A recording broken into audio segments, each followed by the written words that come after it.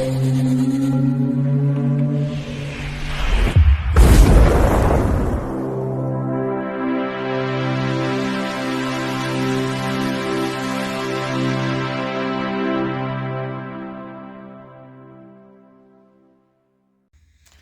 Bayek, it's me, Ian. Well, Jamie, thank you so much. He tagged me. It's given me this challenge. Choose 10 films from the 1980s. My top 10 films from the 1980s. You can't. It's an impossible task. It's totally impossible. You know blooming well that's why you've given me it. But I've had to do it, so I've chosen 10, but, it's just to bear that in mind.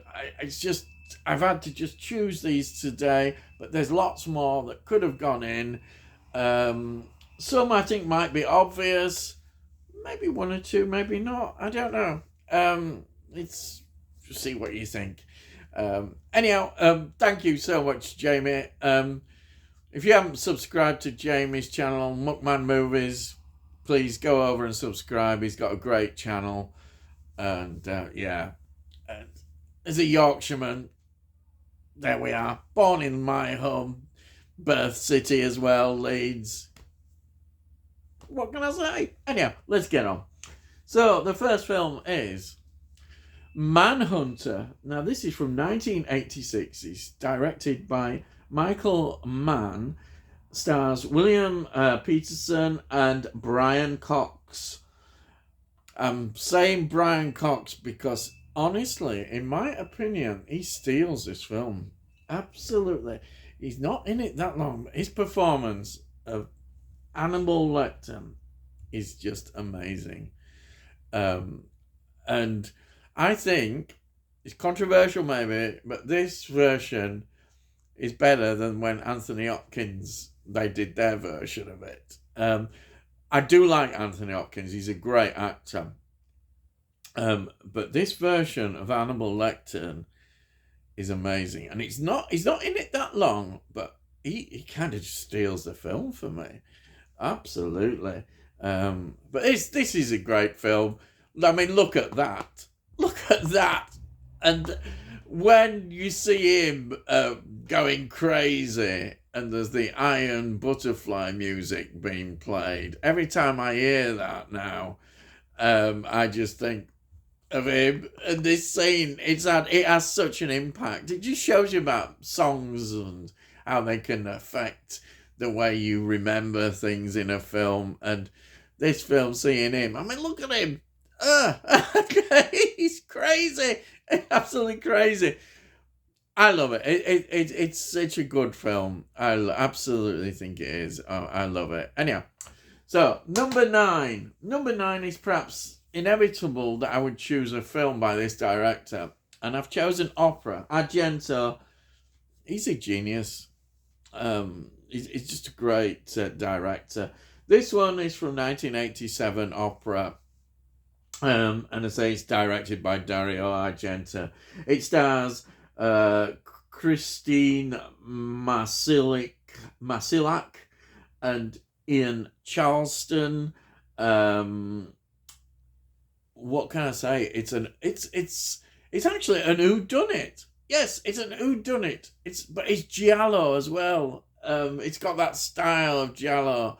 And the scenes in the theatre are amazing. You've got these ravens. Oh, wow. The cinematography is fantastic. And opera, goblin, and heavy metal. Wow. What a combination. I love it. I love music like that so much. Having all that together. I mean, opera and heavy metal. Oh, wow. Fantastic. This is Argento. He was brought up with opera, he says. And he also then likes heavy metal. So why not bring them together? And then stick a bit of goblin in. Oh, he loves goblin. Wow. Opera, it is just outstanding. I love it. The next one, you might think, and I would have thought myself, that this would be higher up. It just shows you what dilemmas I had. But it is The Shining. The Shining is from 1980. And of course, it's directed by Stanley Kubrick, stars Jack Nicholson and Shelley Duvall. This film has so many iconic images in it, and it's become one of those films that people remember and talk about. Even if you don't know watch a great deal of films, I think a lot of people will know this film. It's outstanding. I remember when I first went to see it, I was just absolutely gobsmacked at the cinema. I thought, wow, this is just such great filmmaking. Jack Nicholson, the way he descends his character into the insanity that he does is so brilliantly done. And Kubrick, when he just directs the film, the way he goes around that hotel, and when we see the Danny, I think it is, going along the corridors on his little sort of car that he's got, it's wonderful. Absolutely. Oh, wow, what can I say? It's just everything about it, and creepy as well. Oh, when we see those twins, and the scenes are just full of so much imagery. But Nicholson, he does it. But I think Shelley Duvall, you've got to say, what a great job she did. I don't think people have fully appreciated the toll it took on her, because as a director, he made them take and retakes and takes and takes. That's why he took so long making these blooming films, because he must have driven her mad. And her performance is fantastic. I think for her it was quite a difficult shoot. It really was. But, I just take my hat off to her, because what she had to endure and what she went through.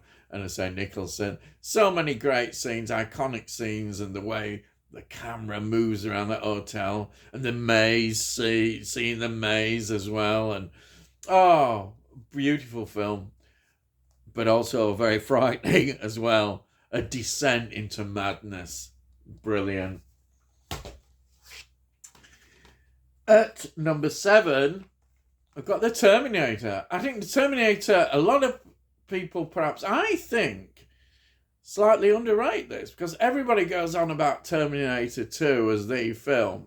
So many people go on about Terminator 2. Well, I'll tell you, my favourite is this one. It's the first one. I love the obvious time travel elements, and them coming from the future to change what is going to happen, him having to protect Sarah Connor against Arnie's Terminator character. He's got everything in there. And of course, Schwarzenegger is just, when you think of him, you think of the Terminator.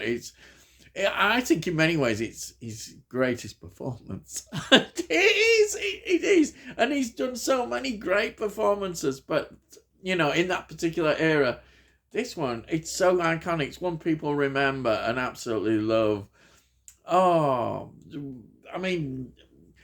Did James Cameron ever make a better picture than this? He made some great pictures, and this is up there with one of his best. I wish he was making more films like this again, not the Avatar stuff. Avatar, nah.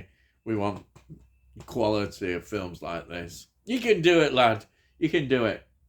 Anyhow, let's go on to the next one. And the next one at number 6 is Halloween 3. Now, I love horror films, and I just had to choose something from, I love the Halloween films, Michael Myers and all that.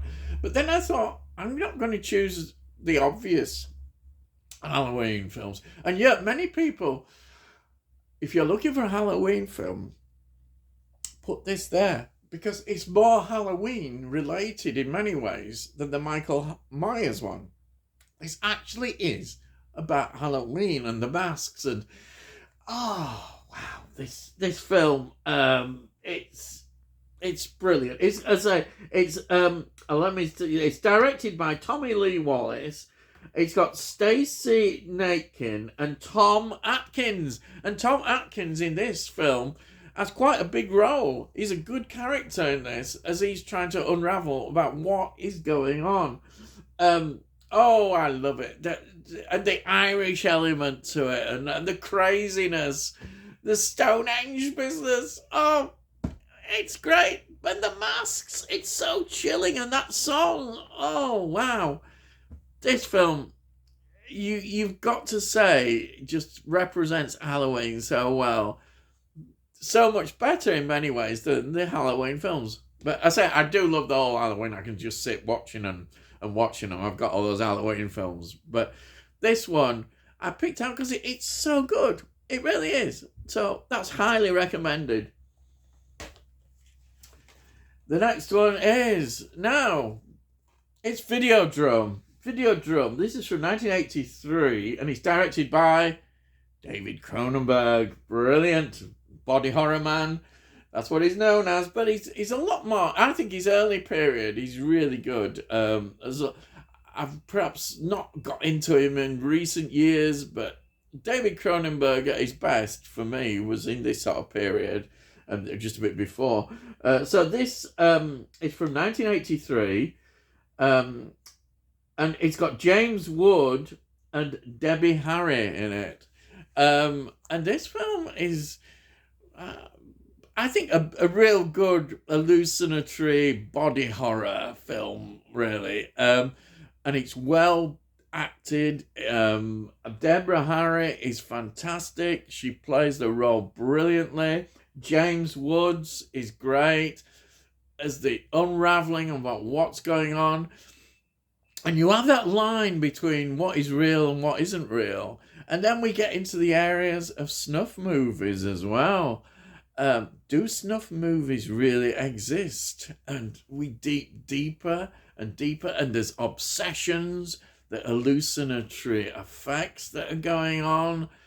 It's just a masterclass, and I like that. I love the fact that it is just a bit different for its time, and it also, there's a lot of social commentary that you see now in social media.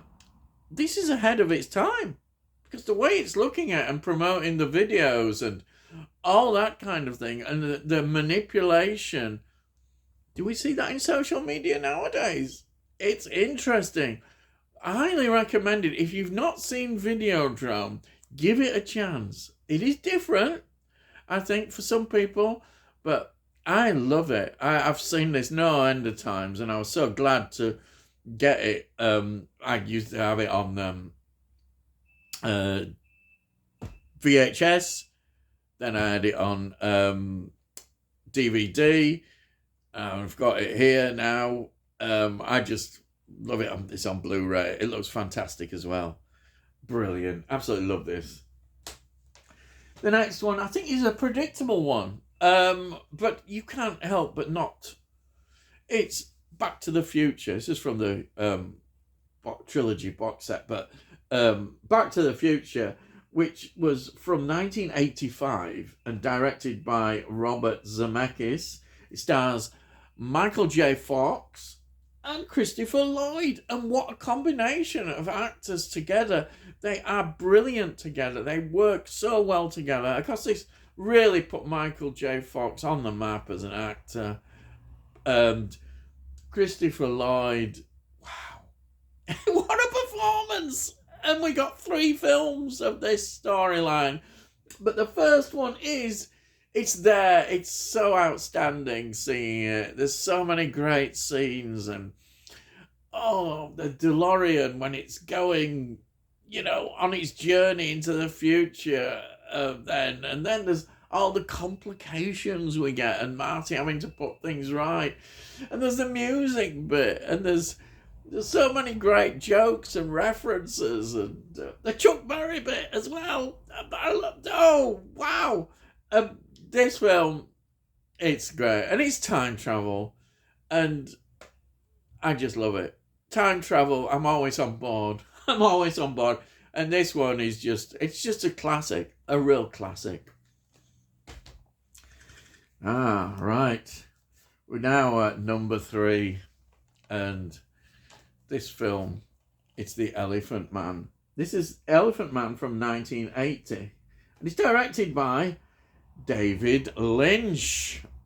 Has he directed a better film, you may ask? Maybe or maybe not, in my opinion. But yeah, David Lynch, he just really gets this film so much in the cinematography as well. The black and white, it's just Victorian England is just brilliant. And you've got, of course, John Hurt and Anthony Hopkins and Anne Margaret starring in this, and they're brilliant. John Hurt, is this one of his best performances that he ever made in his career? I wonder, because it is just superb. He gives the character such dignity, such wonderful performance. You can't help but love this man. He's such a gentle person, intelligent, knowledgeable about just being a nice person, really being such a nice person, and considering all the cruelty he sees in the world and that has been inflicted on him as well. It's fantastic. It's about outsiders trying to get acceptance for who they are, and not compromising in many ways about who you are, and keeping the humanity. It's so difficult sometimes for people when they're treated so badly or feel that they're being treated. They can lose their humanity. And John Hurt gives this character so much beauty. As I say, it's so good to watch this film. If nobody's ever seen The Elephant Man, then please watch The Elephant Man. It's just one of the great performances and a great piece of filmmaking. It is. I just look at it, and in this 4K, this is perhaps one of the best 4Ks I've got in my collection. I don't always get many 4Ks. I'm not a big 4K person. I have got a few. But this one is perhaps one of the best. Fantastic. Right, we're getting near the top now, and I think if people know me, they know that this is going to be there, and it's at number 2. It's Life Force. Life Force, this is directed by Toby Hooper. Say no more, Toby Hooper. Absolutely fantastic. This is from 1985. It stars Matilda May, who is very unforgettable in this, walking round with no clothes on in most of the film as an alien. It's got Frank Finlay in it and Patrick Stewart. Yeah, Patrick Stewart in this as well. This is a film I've always loved. It's just a film I just connected with so much, and when I watched it at the cinema, I thought, oh, this is special straight away. And I watched it again. It's special. This was absolutely brilliant. I just had to think, wow, and I still love it. And this 4K copy, Arrow, it's great. It's everything that I wanted to see in this film. It's followed me around everywhere. I bought every copy I can of this. If I had more money, I'd probably be buying all these massive special editions. But I haven't got that. But this one, I've got this. It's in 4K, and it's beautiful. It's a fantastic film. Okay, I know people will say, yes, some of it is not, but I don't agree. I just love it. It's there. It's brilliant, and it's really good. What else can I say? I love it. And then I think inevitably, this is controversial, but I don't care. It's this. This is my favourite number 1 choice film. It is Dune, and it's from 1984. This is the original best version of Dune. And of course, it's directed by David Lynch. And yes, people say, but he's disowned it now. No, he only disowned it because it's not the film that he wanted. If he'd have been given the choice to put in all what he wanted into this film, and perhaps they should have said, oh yeah, we'll do it in 2 parts, but they didn't, then he would be very happy of involved with it. But he gave up, he got fed up with all that was going on, which is a shame, really.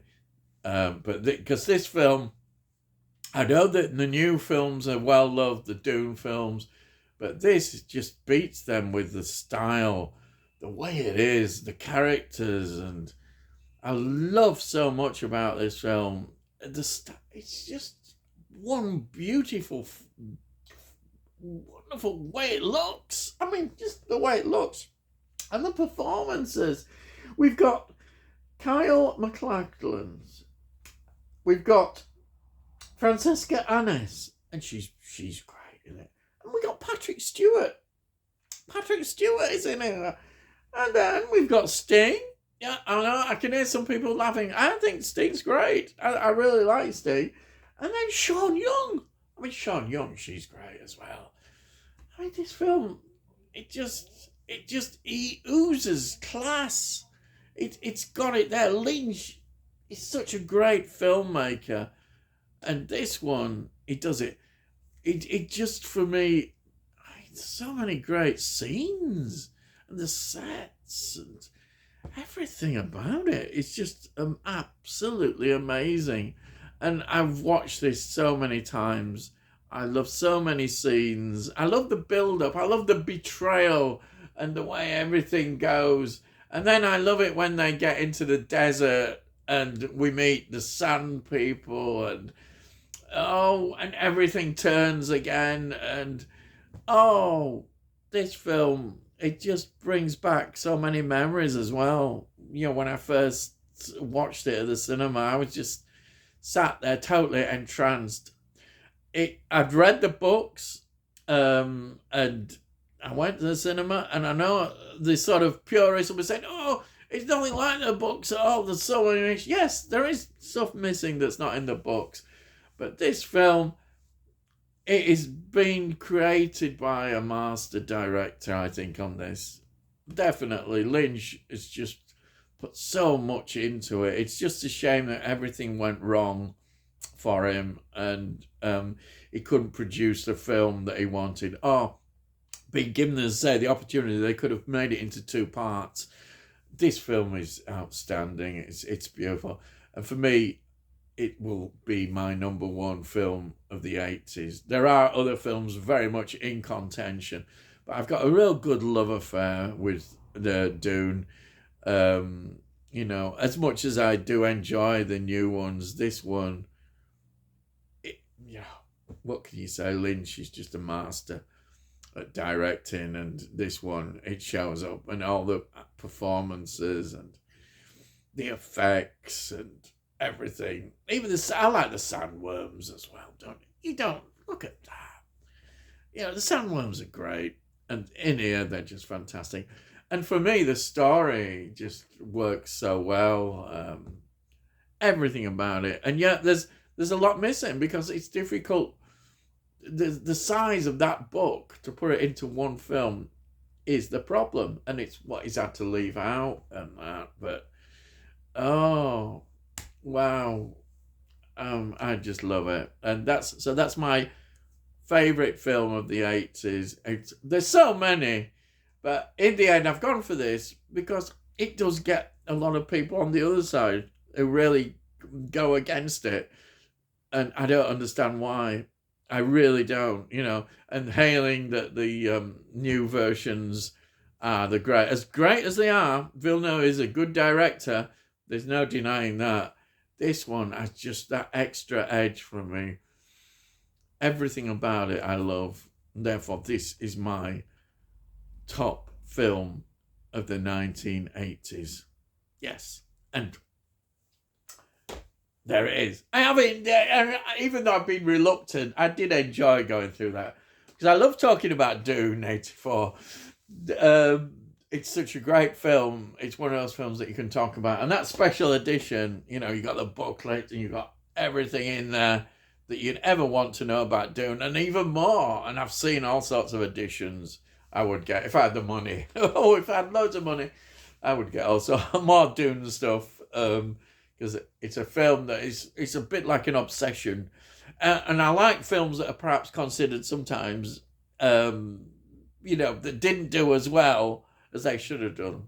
You know, like Star Trek: The Motion Picture, which got a lot of crap, and he's an absolute big favourite of mine as well. But Dune 1984 is up there in my opinion. But you know, they're all really good films in my opinion, and I've had to do 10. So thank you so much, Jamie, for doing that. I'm not going to inflict it on anybody else, but thank you so much. I'll put Jamie's link in the description, so go over to his channel and all that stuff, and maybe even do it yourself, this 80s things. We'll see what happens. Okay, so that's it. I hope you enjoyed my video, and if you have liked this video, well, give it a like. If you give it a like, it gets it onto YouTube and is good for my channel. Also, if you've got any comments, please put your comments down. Don't shoot me about Dune. I love it. But yeah, I'll always love, put your comments down, whatever you want, put it down, and I'll always reply to them. And if you're new to this channel, why not subscribe? Yes, you'll get more of this wonderful stuff, he says. And you look in the playlist, you can see all the stuff that I do in the playlist. There we are. So all I've got to say is, I'll see thee again.